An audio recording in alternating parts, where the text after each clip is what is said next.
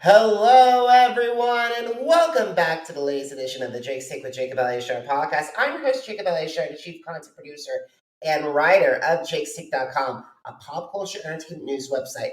Now, before we get started with our conversation today, if you're watching us on YouTube, please like this video and please subscribe. And also, if you're listening to this on any of our audio platforms, please give us a 5-star review and please download this episode. I am so grateful to welcome this guest on my right. He, as of this recording, has over 363,000 Instagram followers. He is a Spotify verified artist and also a singer and model. So please help me welcome Scott Gardner to the podcast. Woo!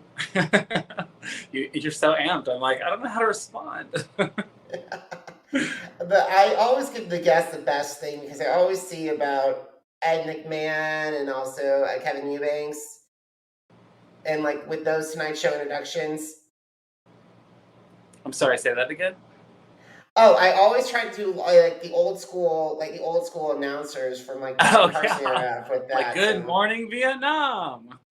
Yeah, like Robin Williams, absolutely. Yeah, exactly. And also the late Rod Roddy as well. He kind of influenced my style. Oh, 100%. When I was a little kid, I ran for class president, and I remember I had to do announcements every morning on the intercom. And my mom she was the one who introduced me to Robin Williams. She's like, you have to watch this. You have to be so good morning, like in elementary. So yeah, I totally get it. You gotta get everybody excited. Absolutely. So, Scott, when did you get interested in performing? How did that passion evolve into desire to pursue a career in the recording industry? How much has passion influenced my music career? Oh, I am so sorry. When did you get interested in performing, and how did that passion evolve into the desire to pursue a career in the recording industry? It started when I was a kid. I was 8, and my sister actually was signing up for choir, and she asked me if I would do it with her. And so we started doing that when we were kids. And then I started dance when I was 13, and I just wanted to get involved in different clubs in my high school. And so I signed up for dance club, and then I fell in love with performing, and then I started doing cheerleading, and then that made me fall in love with competitive cheerleading and dance and all that stuff. So it started getting a little bit more serious, and then I just loved performing and I loved singing. And so when I was older, I started doing modeling, and then that led to me meeting different people in the music industry, which I always wanted to get involved in. That's the whole reason why I got involved in all this stuff, because I just wanted to record music. I didn't really know how, and I didn't really have a plan. I just wanted to do it. And so I started working for this company called Jams, and we started traveling all over the United States and meeting different dancers who were on tour with different artists, and it was really cool. And that's how I started getting to meet lots of different people who were in the industry. And then I started writing music in 2015. And so then I had this whole performance kind of background. And so by the time I was ready to record, I was so excited, and I had met different songwriters and got different ideas and on songwriting structure. And it just, then after I started recording, I don't know, I always just wanted to record my own songs. So I was just like, if I could just record my own songs, that would be so cool. So I never thought it would lead to modeling and traveling and all these fun things that I've been able to do. But it's all started from a dream of I just want to sing. It's amazing that how all of that started with just one dream. Yeah, with a little 8-year-old. Awesome. So what I love about you is your sound. It reminds me so much of like the old doo-wop, like when Meghan Trainor did all that bass, and then for the longest time Billy Joel. So can you describe that's how you develop your sound? That's funny that you say that, because when I first started doing songwriting was around the time, was like 2015.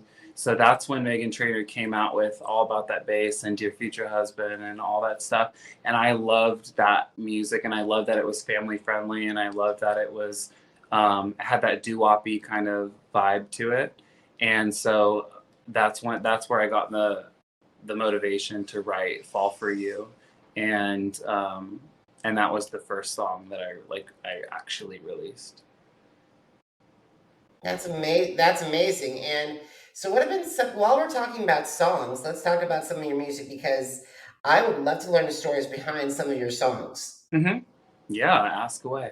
Let's start with PG because that was the song that first put you up on my radar. Okay, so I wrote PG originally for my niece because it was just about not feeling pressure from boys and all that. And she's really young. She's 13.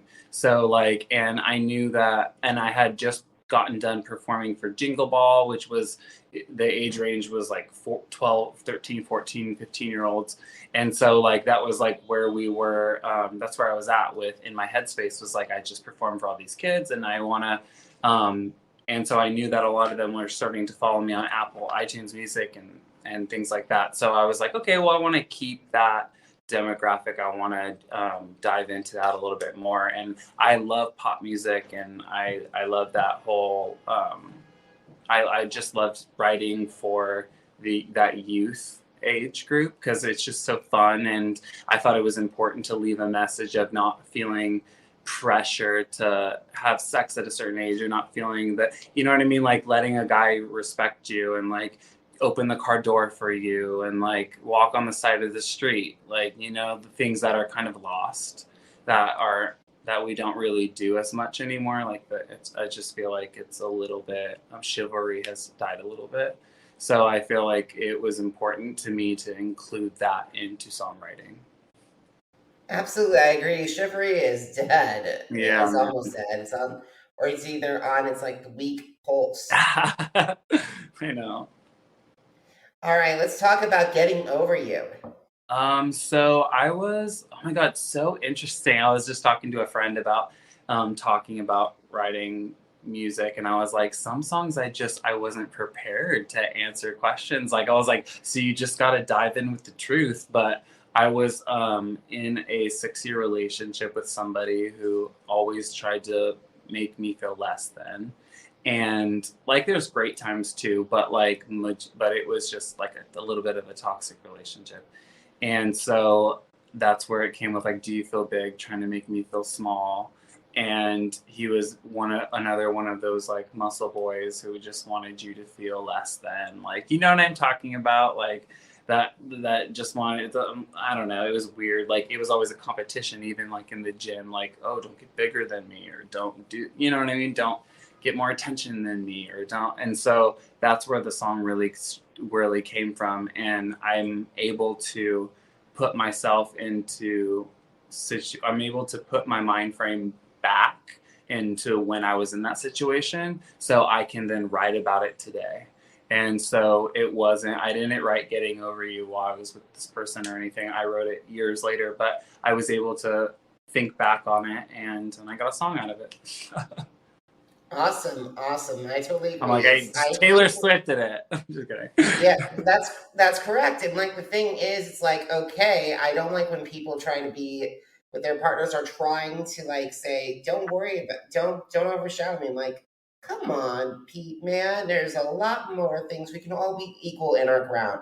You can have 100%. The packs, you can have the muscles and everything, and the bronze. Let me be the brains, and don't be envious of the brains. Right. Yeah, it was just not a great relationship. And I feel like because when I was young, I didn't have anybody that really wanted to talk to me about boys and about how boys, how they can, like, you know, the lying, the manipulation, and how, you know what I mean? Like sometimes like the guys can, like, you know, be players. And so like I felt like, because you don't think when I was younger, like the generation that I grew up in, it was just like, you don't think to talk to your son about that. You know what I mean? But in reality, it's like, you have to have those conversations. Like you have to have those, you know, even, you know, if you know, treat whoever you date, whether it's a they, them, he, she, you should have respect and like learn how to treat, you know what I mean, people. And And it was just like, so that's why, you know, even PG, all these things, I just want to make sure that I include respect, learning how to respect people in a relationship and knowing when to get out of a situation and to say, okay, it's time to remove myself. I've had enough of this. It's not healthy. And so that's why I try to incorporate it in my lyrics. It's a really great song, and like the thing is, it's like if you're going to be in a, it's better. Your mental health is your 100% priority 100%. than like being with someone who's being abusive. And if you see Mhm. someone that's being abusive, run, don't walk, run. Yeah, seriously. And that's hard because like I said like before, like when you're young, your parents, they don't explain to you like get out if you're with an abusive boy, because usually it's just like, I don't know, it's just different. And like I just wish that I would have had those conversations with my parents, and I wish they would have said like, you know, wait, don't rush into things, like have a guy respect you, like things like that, like that they just, again, like my parents just didn't know better. Like they just didn't know better to have those conversations with me because I don't know. They And were those, they were so worried about me making sure I was going to be respectful, but they didn't really give me the heads up of like other people are going to be like that. You know what I mean? and the thing is, it's all about where you grow up, because the thing is, in the Midwest, it's difficult to have those conversations than it is on the East or West Coast. Yeah, and like even like my I grew up in Northern California, and I feel like Southern California is even more open and more Accepting. sensitive, and yeah, and I feel like then I don't know why that is. I don't know why that is, but I definitely felt like it was more once I moved to LA, once I moved and left and I turned 18 and was like, I need to get out of here. Like I feel like that's when I moved to San Diego, and I moved to Los Angeles, started figuring out who I was in a totally more open community. Like it was just different. Awesome. One song that I keep on playing, going back to repeat, is Daydreaming. And I gotta say this, I hope you don't get mad, but I think it's the potential answer to Carly Rae Jepsen's Call Me Maybe. Oh my god, I love Call Me Maybe. I'm obsessed with that. Yeah, I love Carly Rae Jepsen. Yeah, so what's your thought about that? Because especially with the love interest. So I'm I'm not gonna lie. Daydreaming was about a guy that was straight who was my best friend at the time and was with a girl that was also my friend. And so I was like, that's why, right, Temptation, it seems, has taken over me, because I just felt like I was like, oh my God, you have a girlfriend. I love her. She's such a good girlfriend to me. This is a long time ago, like before I was married, like all this stuff. And this is when I like was like young, like doing jams and all this stuff. And I was just so taken back by him, and I just thought he was so perfect. And so like I would always like, you know, daydream like about like him. And so I felt like I just wanted to write a song about it, so I wrote Daydreaming. It's just so funny, I've never talked about this. It's a great song. It's a great song. It's a great jam. That chorus of Daydreaming, can't Yeah. stop daydreaming. It's so amazing. It's I so just amazing. love catchy hooks. And I sit there on my bathroom floor by myself with my Cinderella notebook. And I try so hard to like think of like so many different hooks and catchy, like, you know what I mean? So I just write them down. And so I'm always like running back into my bedroom, like asking my husband, like, do you like this? Do you like this? Do you like this? And sometimes they're great and sometimes they're not. And so I felt like when I did it was just like, I can't get you out of my head. Like it just was stuck in my head, like for so long. I was just like, do you like this? And he's like, yeah, it's good. And I was just, yeah. So, but honestly, what also inspired me too is sometimes I get inspired by other lyrics. Like Daydreaming also was inspired because I was listening to Dreaming of You by Selena. And so like that also like was came into play too. So like sometimes like other songs will get me inspired to write something new, you know? Awesome. And now, just for clarification, It's Selena Q, not Selena Gomez. Yes, Selena Q. Okay. Selena. Awesome. All right. So what have been some of the challenges that you faced breaking into the entertainment industry and the recording industry, and how did you overcome those obstacles? It's definitely been a challenge for me to put myself out there as a music artist, which because of my modeling, like I feel like because I feel like there are people I've heard from other people that they say there are a lot of other models and actors and stuff who try to who put out music, and I feel like so it makes it people then just think of me as, oh, it's just a model trying to do music. But in reality, I've been focusing on music and doing dance and music and cheer and all this stuff my whole life. Like, so it's been a really long time, and I've been now writing songs for 5 or 6 years. So it's just like, it's been an evolution of everything that I've done compiled into, you know what I mean? That's why, like, I got to do, like, when I did Jingle Ball, it was like, I got to incorporate my songwriting, my singing, my dancing, my, you know what I mean? Like, even gymnastics, like getting to like throwback handspraying, like all these things that just, it all comes into play and it all makes sense in the end, you know? So challenges that I face with, I think are just reminding myself, it's a challenge to remind myself to do it because I love doing it and not to do it for other people, because then you can start to even change the idea of when you started, the reason why you started doing it in the first place. If you get caught up in, oh, I don't have a lot of likes, or there's not a lot of Spotify followers, or people don't really like me, then I feel like you end up adapting and changing so much so to get other people's approval, and then you lose yourself in the process. And then I feel like, then what happens if you do make it and then you're somebody else? You know what I mean? Like you've been putting up this persona the whole time that you have to then keep up. Like, I don't want to do that. I would rather just be authentic and be myself. And if people don't like it, and they don't like it, and then if it does do really well, then at least I was authentic. And, you know, so that's definitely a challenge.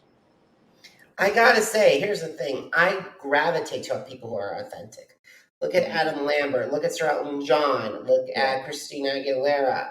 They're not apologetic.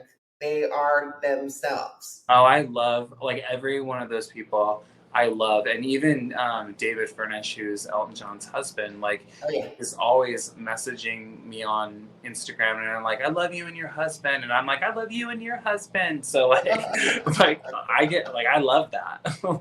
I love inspiring people, and I love getting inspired by people, and I love from authenticity. Like, awesome. Did you see Elton's new concert, the big Goodbye Yellow Brick Road, his farewell tour, any of his concerts live? No, I have not. It's fabulous. It was fabulous. I saw him back in Madison Square Garden before the pandemic, and it was... No, we were supposed to. Like, we had bought tickets, but then, like, a lot of drama happened that night, and we missed the concert. But, like, we had tickets, and we were even telling them, like, we're coming, we're so excited. I mean, I don't think they probably were, like, didn't care, but, like, we were so excited, and we're like, we're coming, like, we're gonna come, we're going. And, yeah, I love Elton John's music, so, like, I was thrilled. And then a lot of just drama happened, and I didn't get to go, but I was so disappointed. Yeah, and my mom, who's an Elton John fan, is like, you could have flown me out to New York City to see that, but I'm like, Mom, it's general admission. It was $500. Oh my gosh. Yeah, it's expensive. We missed it. Like, we like bought tickets and everything. I'm like, oh my God. That is one thing I'm so disappointed. I'm like, I wish I would have went.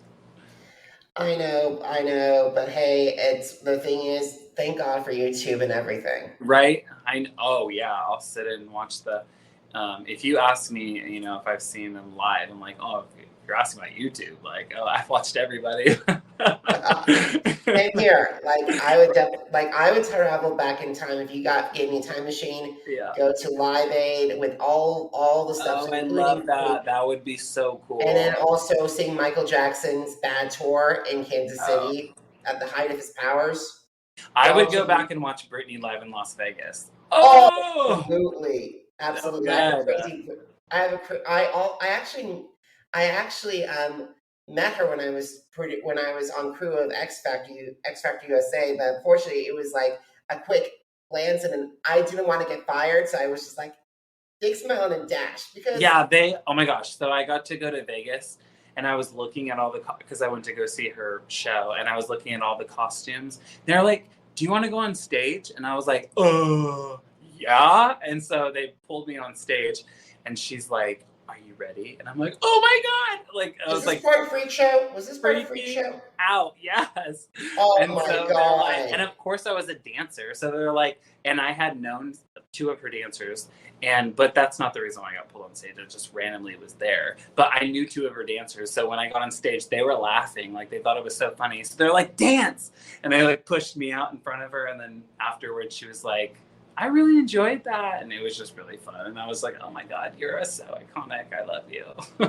Like, I would be speechless if I met her. Yeah. I was like, what? She's like, I could be your mother. I was like, ah. I was laughing so. Oh my God, Scott, we could go on and on, but however, we gotta get the train back on the track. I know. We gotta get back on it. All right, so let's talk about, it's like, who are some of your dream music collaborators, and like singers, songwriters, producers, musicians, and how would they influence your sound? If I could work with anybody, I would work with Bonnie McKee for sure. She's an amazing songwriter. Who she wrote Teenage Dream for Katy Perry and Last Friday Night, Dynamite. She wrote so many songs. Producer wise, I would work with Max Martin. I think that would be so cool. That's like a dream of mine. I feel like he's so good at pop music, and I just feel like we could just make a banger. Like, that would be fire. Like, that would be so cool. Collaborating vocal wise, oh my gosh, that would be so hard. And probably, I feel like me and Meghan Trainor would make a dope bop. Like, I feel like that would be so cool. Who else would I like dream of? I mean, I have so many people that I'm like, I love Madison Beer, and I love Dua Lipa, and I love, all these people that I'm like, oh, but at the same time, I think I need to go through more of a,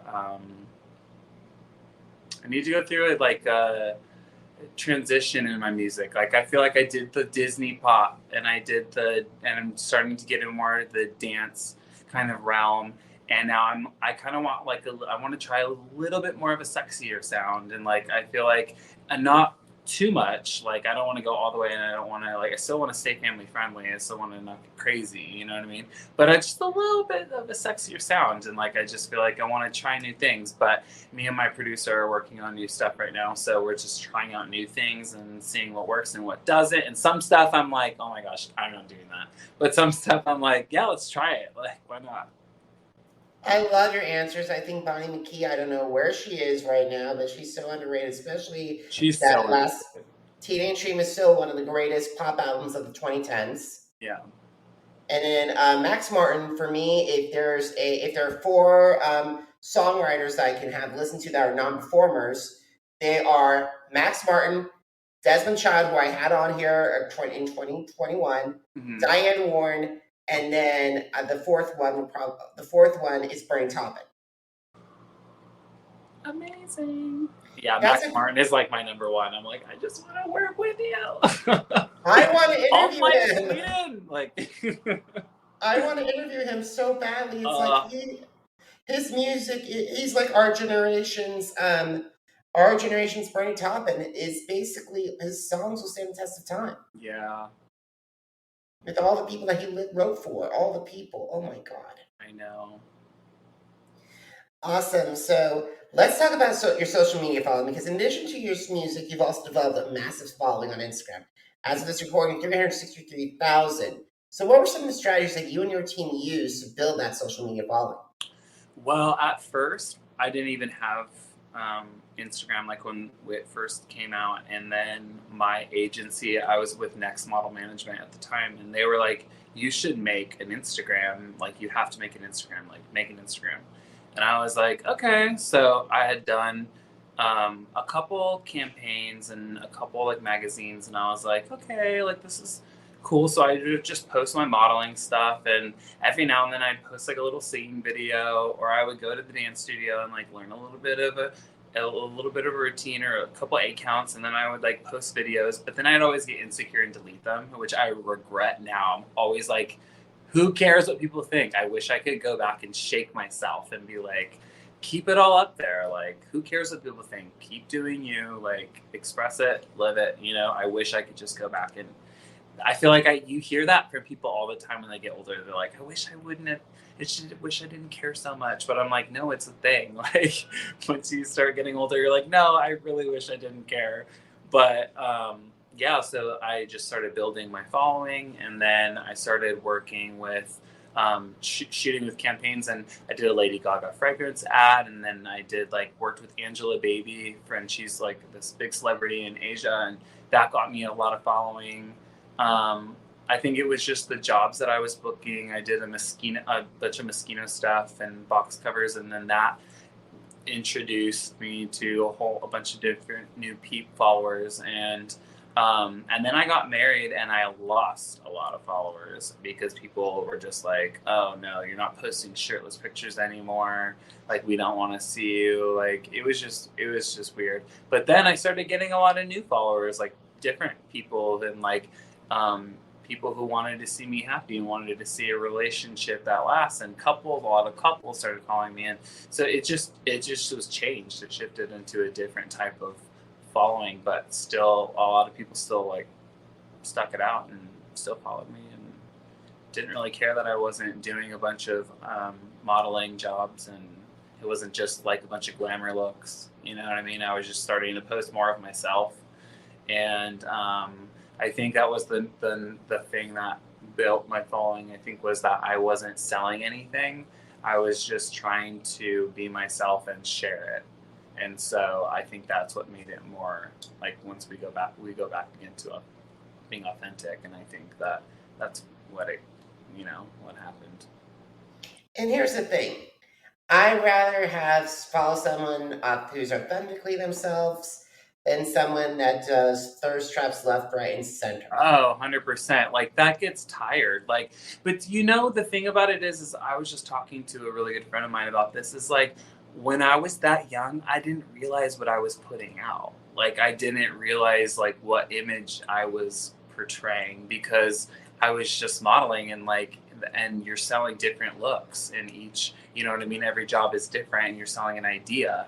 And I just happened to getting booked on a lot of these underwear jobs. That was like, the idea was like this, like, hunky sex pot or whatever, you know what I mean? And at the time I was like, okay, cool, I'll sell it. Like, I'll do the smize and all, you know what I mean? But in reality, like, that wasn't my personality. Like, it was just a job. But like, in reality, I'm a big dork, and like, I make like crazy faces, and I'm always smiling, and I'm not brooding, and it's just so not me. But I mean, you turn it on.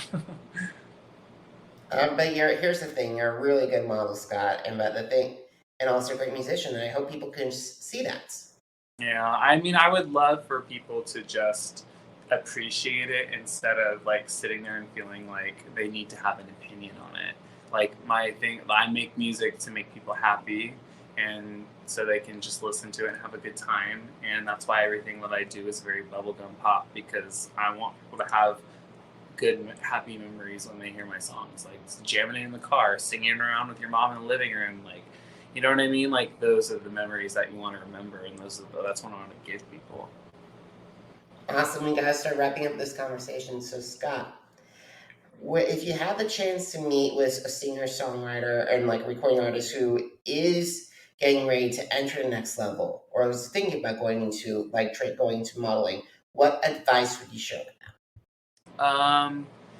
I mean, I think that it all comes down to just follow your passion and be yourself, and don't listen to, whether it's a team of people trying to convince you to do something or act a certain way or look a certain way. I think that, like, my biggest advice I can give to somebody is be, like we were talking about this whole time, is be authentic, because I feel like be who you want to be yourself, because then you're, like I said before, you're going to be constantly trying to play upkeep with this image of yourself that isn't truly you, and then your subconscious is going to be unhappy, and you're not going to be you might think you're happy, but you're not going to be truly happy. And then you end up lying to yourself. So I think it's just be yourself, be real with yourself, be honest with yourself.